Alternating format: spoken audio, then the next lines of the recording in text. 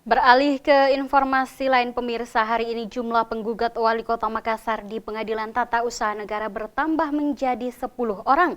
Masing-masing penggugat meminta Wali Kota Makassar untuk membatalkan SK pemberhentian dari jabatannya semula. Agenda sidang perdana yang dibuka secara umum 24 Juni 2015 oleh penggugat Siti Arakinang CS dengan agenda pembacaan gugatan masing-masing pemohon terhadap pemberhentian jabatan dari Eselon 2 berlangsung lancar di Pengadilan Tata Usaha Negara di Jalan Raya Pendidikan Makassar. Penggugat yang sebelumnya terdiri dari Siti Arakinang, Andi Muhammad Hatta, Norma Bakir, Agung Budi Santoso, dan Jamaing saat ini bertambah 5 orang, yaitu Idam Halid yang saat ini menjabat sebagai Kepala Badan Kesatuan Bangsa dan Politik Kesbangpol, Astiani Rahmi dari Badan Lingkungan Hidup Daerah, Faisal Kepala Bidang Reklame Kota Makassar, Hamsalau, dan Gunawan.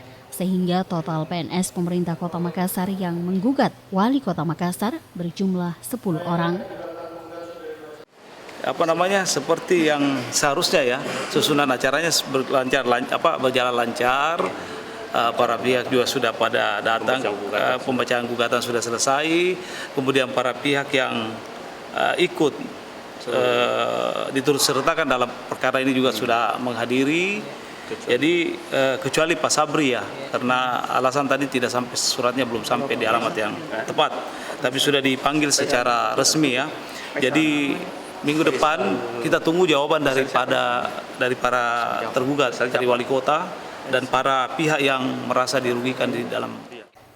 Isi gugatan masing-masing penggugat adalah membatalkan SK pemberhentian dari jabatan semula, juga membatalkan SK orang-orang yang saat ini duduk menjabat menggantikan mereka. Meminta Wali Kota Makassar untuk mencabut SK tersebut dan membayar biaya ganti rugi secara finansial maksimal 5 juta rupiah. Dan jika Wali Kota Makassar tidak mau memenuhi permintaan tersebut, maka akan diminta untuk membayar biaya paksa sebesar 1 juta rupiah per hari, serta merehabilitasi para penggugat ke jabatan semula.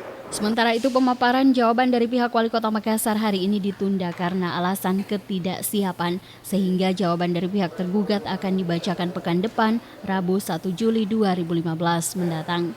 Diketahui sebelumnya, Wali Kota Makassar digugat karena dianggap tidak adil dalam penetapan sejumlah pejabat pasca lelang jabatan Pemkot dilakukan. Gugatan ini khususnya disuarakan sejumlah orang yang diposisikan pada Komisi Pengendalian dan Percepatan Program Strategis KP3S yang dianggap tidak mempunyai badan hukum, fungsi wewenang, dan tanggung jawab yang jelas. Dari Makassar, Andi Putri, GoTV memberitakan.